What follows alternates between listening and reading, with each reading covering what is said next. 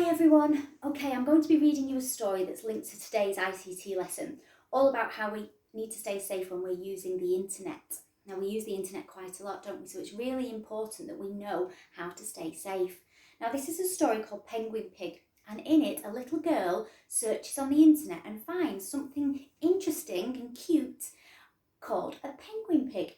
But unfortunately, it's not all what it seems. So this is a story that teaches us to be careful on the internet and some of the things that we might need to watch out for. Okay, let's read it together. Penguin Pig. And it's written by Stuart Spendlow. Whilst browsing on the internet, I found a penguin pig, a creature you could not forget with a nose that's just so big. Whilst looking on a page or two, I found, to my surprise, a penguin pig is red and blue with little orange eyes. "Mum!" I shouted. "Dad!" I cried. "You've got to see this sight."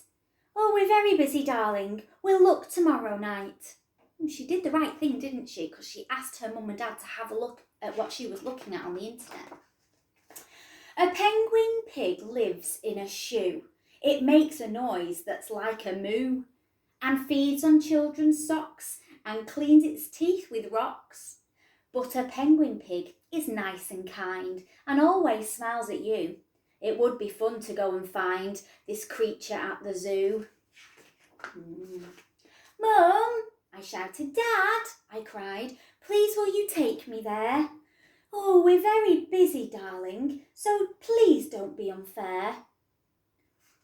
Knock upon the big red door was what the website said. But if you hear a great big roar, go straight inside, it said. Instead. So she's thinking about what the website's told her to do.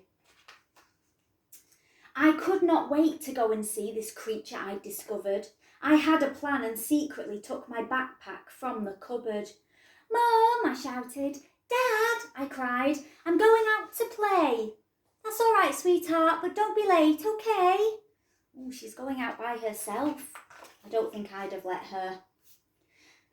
And we must never do that, must we? I put on my hat, my coat, my shoes. I'd soon be on my way, and I'd be famous on the news. This was my lucky day. I shuffled down the busy street, feeling like a spy. This adventure was a treat for Penguin Pig and I. I made my way into the zoo. I sneaked past all the cages. I found a door, the one I knew from the website's pages. Looks familiar, doesn't it? I gave a knock upon the door, but no one replied. I counted up to 10 before I pushed it open wide. So she's going in. There was no sign of a penguin pig, not a single one in there. But there was something really big, a hungry grizzly bear. That's not what she was expecting, is it? She was expecting a cute penguin pig. I don't think that website was telling the truth, do you? The bear looked up and I could see from its angry eyes. For its lunch it wanted me. It started to arise. Oh dear. I closed the door and began to run all the way back home. That was not good. That was not fun. I should not have gone alone. Definitely not. We don't go anywhere by ourselves, do we? "Mom!" I shouted. "Dad!" I cried. What a scary day. I did not find a penguin pig, and bears don't like to play. Mum and Dad both sat down whilst tucking me in bed. They looked at me without a frown, and this is what they said. "The internet is super, but some people like to trick. So you must be a trooper and think before you click." "Mum," I wondered. "Dad," I asked, "tell me what you mean. The website shows a penguin pig, the best I've ever seen." "Oh, a penguin pig does not exist. That website is all fake. So don't get yourself in a twist. You just made a big mistake." So if something looks good whilst on the internet, ask an adult if you should believe or just forget. So that's a good lesson to learn, isn't it?